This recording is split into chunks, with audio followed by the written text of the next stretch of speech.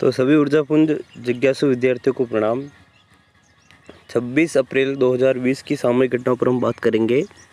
पहला बिंदु, देहिंग पटकाई वन्य जीव अभ्यारण्य अभी चर्चा में है, तो क्यों है इसको देखते हैं। तो हुआ क्या कि NBWL ने असम के इस वन्यजीव अभ्यारण्य के एक हिस्से में, जिसका नाम है उस हिस्से का सालेकी, ठीक है ना, सालेकी ऐसा में कोयला खनन की सिफारिश की है। तो कोयला खनन महत्वपूर्ण है ऊर्जा और खनिज की दृष्टि से। तो NWBL या NBWL ये क्या है, national board for wild life है ना, ये बना हुआ है। तो इसने असम में एक वन्यजीव अभ्यारण्य है, देहिंग पटकाई वन्यजीव अभ्यारण्य, ठीक है। तो ये भी ध्यान रखना है कि देहिंग पटकाई वन्यजीव अभ्यारण्य कहाँ है, असम में है। तो इस अभ्यारण्य के एक हिस्से, जिस हिस्से का नाम है सालेकी, ठीक है, तो उसमें कोयला खनन की सिफारिश की, हाँ आप यहाँ पर कोयला खनन कर सकते हैं, ठीक है। तो यहाँ पर कोयला खनन जो है कोल इंडिया लिमिटेड की एक इकाई है, मतलब कोल इंडिया लिमिटेड ही करेगा, ठीक है। तो कोल इंडिया लिमिटेड ही यहाँ पर करना है उसको, तो उसकी एक इकाई है नॉर्थ ईस्टर्न कोल फील्ड द्वारा किया जाएगा, ठीक है। तो थोड़ा सा हमें ध्यान रखना है कि नया कोयला खनन क्षेत्र यहाँ पर हमें जानने को मिला है।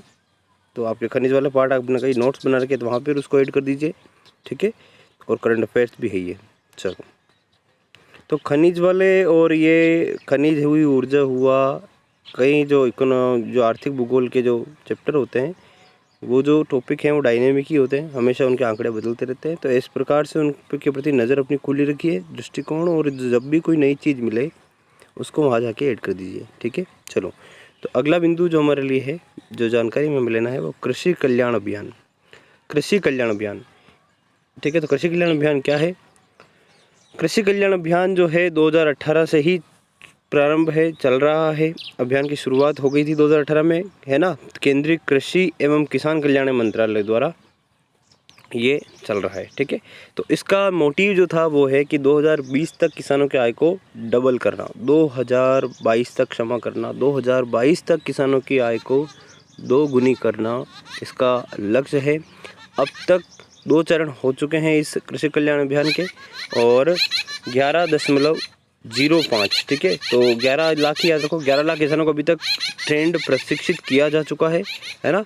और इसका तीसरा चरण अब चला है, ये ध्यान रखना, और इसके तहत 17 लाख किसानों को प्रशिक्षित किया जाना है, ठीक है। तो इसकी जानकारी भी 23 अप्रैल को दी थी कृषि कल्याण मंत्रालय के जो मंत्री हैं, है ना, केंद्रीय कृषि कल्याण मंत्री, वो जो है अपने, जिनका नाम अभी कमेंट बॉक्स में अपने क्या लिखा था, जिन्होंने अभी तक नहीं लिखा वो लिखें, ठीक है। मैं तो नहीं बताऊंगा, कारण कि आपको सबको पता होना चाहिए, काफ़ी लोगों ने कमेंट किया था, ठीक है। तो ये कृषि कल्याण अभियान ध्यान में रहेगा ऐसा मैं मान रहा हूँ, ठीक है। तो इसको ध्यान में लेना है। तीसरा चरण चल गया है और उसमें 17 लाख किसानों को जो है प्रशिक्षित किया जाना है, ठीक है, ये ध्यान रखना। रिवर्स वैक्सीनोलॉजी, तो वैक्सीनोलॉजी, वैक्सीन का नाम तो सुना होगा, लेकिन आप आज सुनिए, नई टर्म है रिवर्स वैक्सीनोलॉजी। क्या है कि the Tamil Nadu doctor MGR medical university है चेन्नई में, ठीक है ना। तो इस यूनिवर्सिटी ने रिवर्स वैक्सीनोलॉजी के माध्यम से, रिवर्स वैक्सीनोलॉजी क्या है, एक तकनीकी है, ठीक है ना, टीका बनाने की एक तकनीकी है, क्या है समझेंगे, ठीक है। तो इसके माध्यम से SARS-CoV-2 कोविड-19 जो है ना, इसके लिए संभावित वैक्सीन विकसित करने का प्रयास किया है, मतलब बना दी है, उसका दूसरे चरण का परीक्षण चल रहा है। तो ये ध्यान रखना, इस यूनिवर्सिटी का नाम the Tamil Nadu doctor MGR medical university, ठीक है, चेन्नई में है, ठीक है जी। यह एक सिंथेटिक पॉलीपेप्टाइड, 2 बार लिखा जाए कोई दिक्कत नहीं, सिंथेटिक पॉलीपेप्टाइड विकसित किया है इस यूनिवर्सिटी ने, जो वायरल जीनोम को बांध सकता है। तो एक ऐसा टीका जिसमें एक पॉलीपेप्टाइड, सिंथेटिक पॉलीपेप्टाइड जो वायरस का जो जीनोम है उसको बांध देगा, ठीक है, ताकि वो और चेन सिस्टम से वृद्धि न कर सके, ठीक है। तो मतलब तकनीकी चीज़ तो हो सकता है आपको ज़्यादा समझ में नहीं आए, इतना डिटेल यहाँ पर है भी नहीं, लेकिन ज़रूर ध्यान रखना कि रिवर्स वैक्सीनोलॉजी में क्या करता है, वायरस के जीनोम को बांधा जाता है, ठीक है। इतना सा थोड़ी सी बेसिक समझ में नहीं तो पर्याप्त है, ठीक है। तो यूनिवर्सिटी का नाम भी हमारे लिए महत्वपूर्ण है, the Tamil Nadu doctor MGR medical university Chennai में है, इन्होंने प्रयास किया, ठीक है। चलो, मोबाइल वायरोलॉजी रिसर्च एवं diagnostic laboratory, mobile virology research एवं डायग्नोस्टिक लेबोरेटरी। तो एक मोबाइल मतलब, मोबाइल का मतलब तो नहीं मोबाइल फ़ोन को नहीं समझना, ध्यान रखना। मोबाइल का मतलब होता है गतिशील, ठीक है ना, गतिमान जो होता है, ठीक है। तो मोबाइल वायरोलॉजी रिसर्च एवं डायग्नोस्टिक्स लेबोरेटरी, ठीक है। तो एक गतिशील वैन के माध्यम से कह दो, किसी वाहन के माध्यम से, वायरोलॉजी रिसर्च सेंटर हो गया, और डायग्नोस्टिक लेबोरेटरी ये गतिमान लेबोरेटरी है ना। तो भारत के रक्षा मंत्री द्वारा वीडियो कॉन्फ्रेंसिंग द्वारा इसका उद्घाटन किया गया। भारत के रक्षा मंत्री जो मुझे पता है, सबको पता होगा कौन है भारत के रक्षा मंत्री, ठीक है। तो पता होना चाहिए, मैं नहीं बता रहा हूँ। DRDO द्वारा हैदराबाद के ESIC हॉस्पिटल, हैदराबाद में एक हॉस्पिटल है ESIC, ठीक है। तो DRDO द्वारा हैदराबाद के ESIC हॉस्पिटल और निजी उद्योगों के साथ मिलकर इसको विकसित किया गया है। तो चीज़ों को रटना नहीं है, फील के रहो, चीज़ों को समझना है। एक गतिशील वायरोलॉजी रिसर्च और डायग्नोस्टिक्स लेबोरेटरी बनी है, जिसको बनाया किसने है, इंडियन गवर्नमेंट हो गया, DRDO और क्षमा करना, DRDO हो गया, हैदराबाद का ESIC हॉस्पिटल हो गया, और अन्य जो इंडस्ट्रीज है उन्होंने मिलकर के ये बनाया, ठीक है। 15 दिन में ये तैयार कर लिया। और यह लैब क्या है कि इसकी उपयोगिता समझ लीजिए, एक दिन में 1000 से 2000 प्रमाणों का परीक्षण करने में ये सक्षम है, ठीक है। चलो, है ना। तो DRDO का जो इसमें जो पार्ट ले रहा है ना, तो DRDO तो आपको पता है कि यहाँ दिल्ली में है, तो लेकिन DRDO का रिसर्च सेंटर भी है वहाँ पर हैदराबाद में, जिसको कहते हैं इमरत सेंटर, है ना। 1998 के आसपास डॉक्टर APJ अब्दुल कलाम सन, थोड़ा सा मुझे स्पष्ट नहीं है तो मैं सन नहीं बताऊंगा, क्षमा करना, लेकिन डॉक्टर APJ अब्दुल कलाम द्वारा इसकी स्थापना की गई थी, ये सत्य है, ठीक है। Doctor research centre Imrat research centre DRDO द्वारा स्थापित है, ठीक है, हैदराबाद में। तो इन्होंने मिलकर के ये वाकई में शानदार लेबोरेटरी बनाई है, गतिशील मोबाइल लेबोरेटरी है ना। 1000 से 2000 नमूनों का परीक्षण डेली करने में सक्षम है। चलो, वर्ल्ड मलेरिया दिवस आज 26 तारीख है, लेकिन कल 25 अप्रैल को विश्व मलेरिया दिवस मनाया गया था। हर साल WHO द्वारा ये मनाया जाता है। चीज़ों को समझना है, सुनना है, सुनाना है, स्थायी हो जाएगी, ठीक है। तो हर साल 25 अप्रैल को ये मनाया जाता है, WHO वर्ल्ड हेल्थ ऑर्गेनाइजेशन द्वारा मनाया जाता है, ठीक है। इसकी थीम थी स्टार्ट विथ मी। इस साल की थीम थी स्टार्ट विथ मी। इस साल की थीम थी स्टार्ट विथ मी, ये ध्यान रखना। पहली बार 2008 में मनाया गया था। ऐसा मलेरिया आप जानते ही हो, मादा एनाफिलीज मच्छर के काटने से उसके लार के प्लाज्मोडियम में जो स्पोरोजोइट होते हैं उससे होता है, ठीक है। तो मलेरिया जो है प्यारे विद्यार्थियों, मलेरिया जो होता है वो होता है प्रोटोजोआ जनित रोग। जो आपने प्रोटोजोआ जनित आपने पढ़े होंगे, वो क्या कहते हैं, रोगों के प्रकार, है ना। वायरस जनित, जीवाणु जनित और ये प्रोटोजोआ जनित। काम सोपा, कालाजार, मलेरिया, सोने की बीमारी और पायरिया, ये प्रोटोजोआ जनित रोग होते हैं। काम सोपा, ठीक है, कालाजार, मलेरिया, सोने की बीमारी और पायरिया, ठीक है। चलो, पायरिया विटामिन C की कमी के कारण भी हो जाता है, तो ये ध्यान रखना। यह है प्रोटोजोआ जनित रोग। मलेरिया में ध्यान रखना, मादा एनाफिलीज मच्छर के काटने से होता है। इसकी लार में क्या होता है कि लार के प्लाज्मोडियम में जो स्पोरोजोइट होते हैं, नाम में सुनने में कठिन लग रहे हैं, पर क्या करें, अभी यही सही है, तो उनसे हो जाता है, ठीक है। मलेरिया रोग, मलेरिया की औषधि कुनैन आपने सुना होगा, इतना तो मलेरिया अभी जैसे जो विद्यार्थी जुड़े हैं उनको पता होगा कि WHO ने 2 देशों को मलेरिया मुक्त घोषित किया था। एक तो था अल्जीरिया और एक था अर्जेंटीना, ठीक है। अल्जीरिया और अर्जेंटीना 2 देश है जिनको WHO ने मलेरिया मुक्त घोषित किया था, ठीक है। चलो, एक शासक भी थे जो मलेरिया से मर गए थे, उनका नाम आप कमेंट बॉक्स में लिखिए।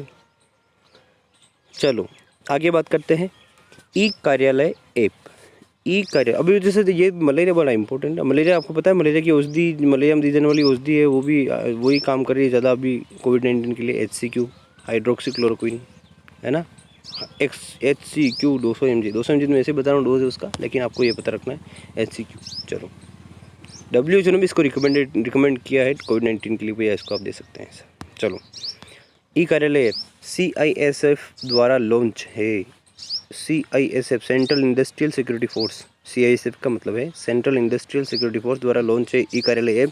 ई कार्यालय ऐप क्योंकि अभी जो है डिस्टेंसिंग बड़ी मस्त है, छूना मना है ना, किसी भी चीज़ को, नोट को, कागज़ों को, अन्य किसी वस्तु को। तो इसीलिए क्या है कि हाँ, इसीलिए क्या है कि इसका हेडक्वार्टर जो है नई दिल्ली में, ठीक बात है, लेकिन इसीलिए ये ई कार्यालय ऐप अस्तित्व में, इसके माध्यम से फाइलों का डिजिटल स्थानांतरण ट्रांसफ़र संभव हो पाएगा, जिससे कि हाथ नहीं लगाना पड़े, ऐसा ऐसा ऐसा, ठीक है। चलो, विटल या वाइटल क्या है? वाइटल एक वेंटिलेटर है ना, वेंटिलेटर इंटरनेशनल टेक्नोलॉजी इसका पूरा नाम है, मतलब है तो, लेकिन वेंटिलेटर है मूल रूप से, वेंटिलेटर जिसका नाम है वाइटल, वेंटिलेटर इंटरवेंशन टेक्नोलॉजी, है ना, एसेसिबल लोकल, ये इसकी फुल फॉर्म है। नहीं रटो कोई दिक्कत नहीं, लेकिन वाइटल क्या है ध्यान रखना, एक वेंटिलेटर है जो किसने बनाया? नासा द्वारा विकसित हाई प्रेशर वेंटिलेटर है, जो कम गंभीर कोविड-19 के पेशेंट है उनके लिए बना है।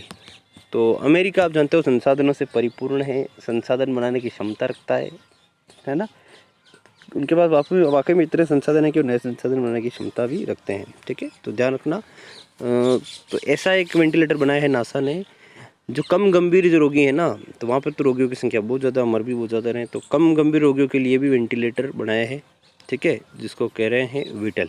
चलो बढ़ाते हैं बात को अपनी आगे। यूपी हाई कोर्ट अभी चर्चा में है, कारण कि वर्चुअल कोर्ट के जरिए अदालतों की सुनवाई करने वाला पहला राज्य। तो अपनी भाषा में अगर कहें ना इसको, तो अपनी भाषा जो देसी मेवाड़ी है उसमें कहें तो पहलो कोर्ट है जनी ऑनलाइन सुनवाई की दी है, ठीक है। तो पहला कोर्ट जिसने ऑनलाइन सुनवाई की है, ऐसा हाई कोर्ट बना है UP Uttar Pradesh high court, ठीक है जी। चलो, तो केंद्रीय सतर्कता आयुक्त अभी जो नए बने हैं वो ध्यान रखना, केंद्रीय सतर्कता आयुक्त संजीव कोठारी को नियुक्त किया गया है। संजीव कोठारी अभी जो थे रामनाथ कोविंद के निजी सचिव थे, उनकी जगह ली है कपिल देव त्रिपाठी ने। इनकी जगह ले ली, तो संजीव कोठारी ने क्या बन गए हैं ये केंद्रीय सतर्कता आयुक्त, CVC, ठीक है। तो केंद्रीय सतर्कता आयोग के अधिकारी होते हैं आयुक्त, ठीक है ना। तो केंद्रीय सतर्कता आयोग क्या है? 1964 में अस्तित्व में आया था, 1964 में अस्तित्व में आया था भारत सरकार के द्वारा, ठीक है ना। तो ये संवैधानिक निकाय तो नहीं है, ठीक है, ध्यान रखना। तो ये ध्यान रखना कि 1964 में अस्तित्व में आया था, नियुक्ति राष्ट्रपति द्वारा होती है केंद्रीय सतर्कता आयुक्त की, ठीक है। 3 सदस्यीय समिति की सिफारिश पर, जो प्रधानमंत्री PMHM, प्रधानमंत्री, गृह मंत्री और लोकसभा विपक्ष के नेता, ये 3 सदस्य होते हैं, ये रिकमेंड करते हैं जिस व्यक्ति को, उसी व्यक्ति को राष्ट्रपति जो है केंद्रीय सतर्कता आयुक्त के रूप में नियुक्त करते हैं, ठीक है। ये ध्यान रखना। कार्यकाल बहुत शानदार है, स्पेशली ये देख लीजिए आप, क्या तो 5 वर्ष सुनना होगा, मैक्सिमम तो 5 वर्ष होता है ना। दूसरा होता है 6 वर्ष कभी कभी, और ये तो 4 वर्ष ही है कार्यकाल। तो इनका कार्यकाल है मात्र 4 वर्ष, ठीक है, ध्यान रखना। केंद्रीय सतर्कता आयोग का कार्यकाल है 4 वर्ष या 65 साल, जो भी पहले पूरा हो, ठीक है। चलो, ठीक है, थोड़ी सी चर्चा और है अच्छी। IQ air data, IQ air एक संस्था है स्विट्जरलैंड की, जिसने ये रिपोर्ट ही कह सकते हैं, ठीक है, तो जारी की है। IQ एयर डेटा, विश्व के 20 सबसे प्रदूषित शहरों में भारत के 2 शहर कोलकाता और मुंबई, ये ध्यान रखना है। विश्व के सबसे ज़्यादा प्रदूषित 20 शहरों में से भारत के 2 शहर हैं, कोलकाता और मुंबई, ठीक है। फरवरी की बात करें तो फरवरी में वर्ल्ड एयर क्वालिटी इंडेक्स जो आई थी, ठीक है ना, वायु गुणवत्ता जो सूचकांक आया था, रिपोर्ट आई थी, ठीक है, तो उसमें विश्व के 30 सबसे गंदे शहरों में भारत के 21 थे। तो कितना शानदार रिकॉर्ड बना, देख लीजिए आप। विश्व के मतलब 70% तो अपने इंडिया में ही थे, सही बात है कि नहीं है? 70%, ठीक है। तो वाकई में 70% है ना। तो 70% इंडिया में थे गंदे शहर। उसमें भी दुनिया का सबसे गंदा शहर जो कह सकते हो, भारत सबसे गंदा शहर था, वो था गाज़ियाबाद, ठीक है। गाज़ियाबाद था सबसे गंदा शहर, ठीक है। तो किसी को नहीं पता हो तो ध्यान में लेना, पता है तो बस मुस्कुरा दीजिए, बहुत बढ़िया बात है, पता है तो। गाज़ियाबाद सबसे गंदा शहर था, ठीक है, जिला गाज़ियाबाद, जिस पर फिल्म भी बनी हुई है, सबसे गंदा शहर था, ठीक है। और दुनिया के सबसे 3 गंदे शहर देश क्षमा करना, तो सबसे पहला तो था बांग्लादेश, सबसे गंदा शहर बांग्लादेश, फिर पाकिस्तान और फिर मंगोलिया, ठीक है। ये 3 गंदे शहर हैं, 1 2 3 देश है, मतलब दुनिया के सबसे 3 गंदे देश देख लीजिए आप।